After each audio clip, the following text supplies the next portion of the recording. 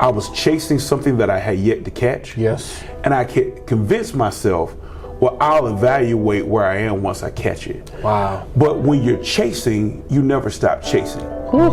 And so we talk about the law of attraction, and that is the pendulum between chasing and attracting. And I fully believe that when you evaluate, you don't have to chase anything, you can attract everything. Wow.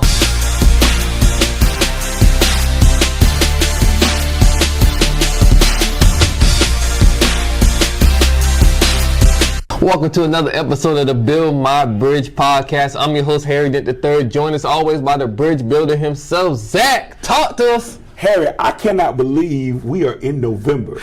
This is crazy. And so when we think about the year that has been, we're getting close to the end of the year. We're in the second month of the fourth quarter, and people are preparing. And like we always say, do it now. Don't wait until next year. Come on. But I want to talk about something that I'm going to critique myself on. I don't talk about enough, and that is we need to rest. Yes. Now, REST is an acronym, so trust me, you still got to work while you rest. Okay, correct. But when we talk about rest, I have discovered through some things in my life that an overactive mind will put you in a position where you will make decisions that are not necessary.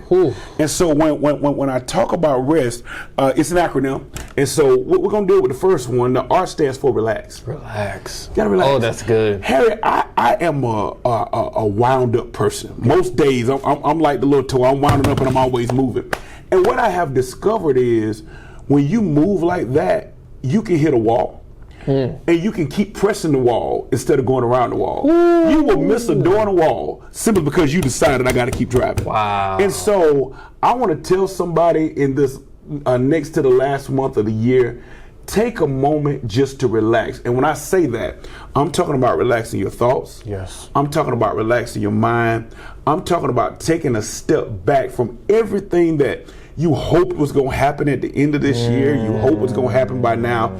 Take a step just to relax, because the next things are going to come from the relaxed mind. So I got 3 other things to share in rest, but you can't do 2, 3, and 4 until you find a way to relax your mind. Harry, talk about how you relax your mind. Do you have some things that you do? Can you tell the people what's the best way to relax your mind? Have you learned some things about yourself to help you relax your mind? I think one of the biggest things that work for me, Zach, is just mindfulness. Taking a moment to be still. Taking a moment to stop moving. You know, even if we think about this from a faith perspective, Psalms 46:10 says, be still and know. Yes. And I think what happens is something that truly blessed me this week is there's a season to be Martha, but there's a season to be Mary. Whew. Say that again. There's a season to be Martha and there's a season to be Mary. And for those who don't have the context, what I'm saying is there's a season to serve and there's a season to rest. And I think sometimes we get satisfaction from serving. Yes. We get this rush of dopamine and accomplishment from being everything to everybody, but we forget to be everything to ourselves. That's it. Yeah. That's it. Yeah. So when I think about the word rest, and I think about how that works for me, he says, come unto me all who are heavy laden and I will give you rest. So allowing my spirit to rest, allowing my soul to rest, allowing my mind to rest. I remember this conference I was at, Next Level Speaker Conference, shout out to Next Level Speaker Academy. Rachel Joy got on stage and she said, we do a lot of self-care, but what about soul care? What about soul? Shout out to Rachel Joy. What about soul care? So I've been allowing myself to take soul care and allow myself to realize that a lot of problems that other people have, they dump on me. And I have to release those toxins and detox from my body, the problems of others while dealing with the problems of myself in order to get to a place to be my greatest version of myself in life. Man, that's powerful. That is powerful. So we got to relax. Yeah.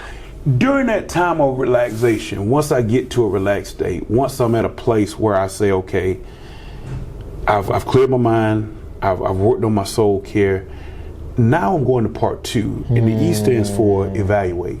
I got to truly evaluate where I am. That's good. Harry, I want to admit that I've had times in my life where I've been in such chaos that I didn't want to evaluate. I didn't want to evaluate because I was chasing something that I had yet to catch. Yes. And I could convince myself, well, I'll evaluate where I am once I catch it. Wow. But when you're chasing, you never stop chasing.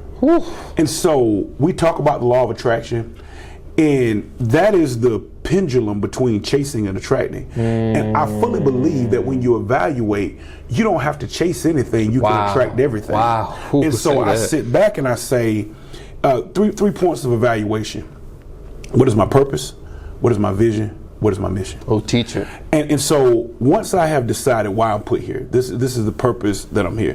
What is my vision for utilizing that purpose? And what is my mission? Then I can start to embrace those things that come with that. And here's the thing, say no to those things that don't. Wow. And so I say this all the time, your no is as important as your yes. Whew.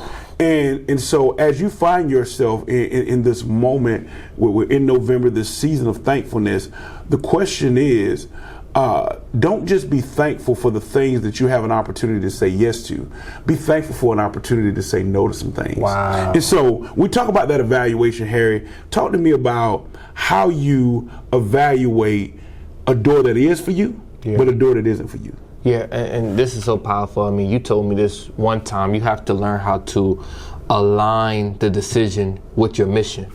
And I believe that one of the things that humans struggle with in life is we never get clear about what's our personal mission statement for our life. When we go into these jobs, every company has personal mission statements. Go to schools have personal mission statements. Churches should have a personal mission statement. But what is your personal mission statement for your life? So once I learned what my personal mission statement was for my life, I started to align like the evaluation with the personal mission. And I think one thing that really helped me, Zach, is I can't confuse outcomes with outputs. Say that again. Yeah. I can't confuse an outcome with an output. My outcome to my evaluation for my personal mission statement is the thing that I'm striving towards. My output to the evaluation for my personal mission statement is what am I inputting to receive that output. That's good. And there's sometimes, if I'm honest about it, I'm not inputting anything because I'm too busy evaluating and doing in the wrong areas. So when you can get clear about, okay, here's my input to get this output, and that's going to ultimately lead to an outcome, that's why I see a clear evaluation measure in life. And what you just said, the outcomes and the outputs really leads us to part 3. So I have to relax, I have to evaluate, and then I have to strategize. Wow. I think we confuse strategy. Come on. So we call things strategic moves that really aren't strategic moves. Let me tell you what I mean, Harry. What often happens is I only move to the level of what's available to me. I don't really strategically move to something. Listen, sometimes a step down is a step up. Come on. And so what happens is we see life like this, and we're strategizing in our life to say, I'm gonna have a vision, I'm gonna have a mission, I'm gonna go here. Come on. But what about those times when I need to pull back? What about those times? Listen, I've used this example before in church. One of my favorite toys as a kid was those cars that you would pull back, and when you hit a click, you let it go and they race. And so part of this thing that I'm talking about in this strategy piece is understanding how to pull back so you can launch forward. That's good. And so once I've relaxed my mind, I've evaluated, and I start to strategize, part of my life says there's some things I don't need to be going after right now, or there's some things that look like a step back, but I know it's going to lead to a step up, and I'm willing to take that detour. I'm willing to take that left turn because I know that it's for me. And so when you talk about that personal mission, it speaks to me because there are some things that align with your personal mission that don't pay as much as things that don't. Oh, man. There's some things that align with your personal mission that don't give you as many likes or loves as things that do. Yeah. There's some things that no camera's gonna be watching you, but you know we're in a content world and you're trying to get content, but your content is less important than your commitment. And so you got to get yourself to a place where you understand that sometimes you have to step back to step up. So talk to us about strategy, Harry. Man, I want to free somebody. Seriously, something Dr. Darius Daniels said, and I think I shared it with you, Zach. He talked about this idea of a value system. And the only thing I heard when you were talking this now is, does my strategy align with my value system? Because that's going to be the thing to separate me from the content pursuit, the likes, the affirmation, the validation from a world that's not even real. let me just deal with that for a moment. Yeah. From a world that's not even real. So there are many of us who get into this cycle or this portal of feeling like we have something to prove to other people who don't really care about what you're doing anyway. So think about what matters to me. Because the moment I started to realize in my life, and I thank you all the time because of the one person rule, can I do it if only one person show up? And sometimes the one person is me. So that has changed the way I show up on social media platforms, because now I'm not posting for nobody. I'm posting for me. I'm posting because it's speaking to me. I'm posting because it has value to me. And if only one person takes something away from it, if only one person sends me a DM and said, man, this blessed me, if only one person reaches out and said, we thank you for the podcast, then that's enough. So your strategy has to align with the fact that you're not doing it for a mass gain, but you're doing it for the one person who is meant for, that's going to impact. That's powerful. So we're talking about rest here. Yeah. We got to relax first. Got to relax. We got to evaluate. We got to strategize. And then the last thing is actually a double T. We have to transfer and transform. Wow. So what happens is I have to transfer those things on paper into actionable steps. And once I take it from paper to practice, then I will be transformed. And so many people want transformation in their life. Weight loss is the easiest thing. You know, I want to transform my body. I want to transform into looking like something different. I want to build muscle. I want to be more lean, whatever the thing may be. The only way you're going to do that is you have to transfer the workout plan into actionable steps. So I've gone to many personal trainers in my life, and they'll tell me, okay, you need to eat this, you need to move this much a day, and you need to lift this. But that's what they give me on paper. I can relax my mind. I can evaluate. I can even strategize about going to the gym and say, hey, I'm going every Monday, Wednesday, Friday at 5 a.m.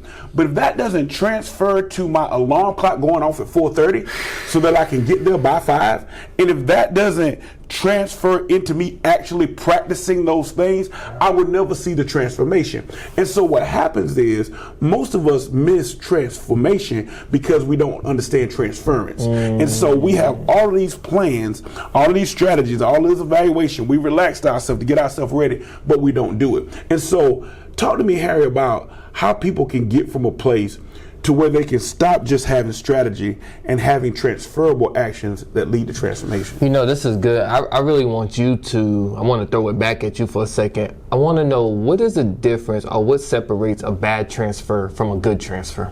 Because I think this is the thing that's going to really free some people. Yeah. So when he's talking about a bad transfer, oftentimes I think Atomic Habits, shout out to James Clear. Come on. A bad transfer is trying to boil the ocean. So what happens is I take the workout plan that the person gave me, and I said, okay, I'm gonna work out 7 days a week. That's a bad transfer. That's a very bad transfer. Got it. You hadn't even worked out 10 minutes a day. And so Atomic Habits talks about how you take small steps. So when I'm evaluating myself, when I'm strategizing over who I am, and I know I haven't been to the gym at all, a good transfer is to say, you know what?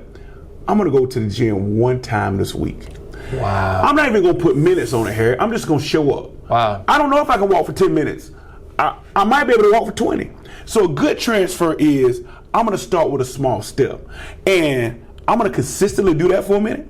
And I'm going to say, you know what, I've been going to the gym one time a week for a month. It is. What if I could go twice? There it is. What if I could go twice?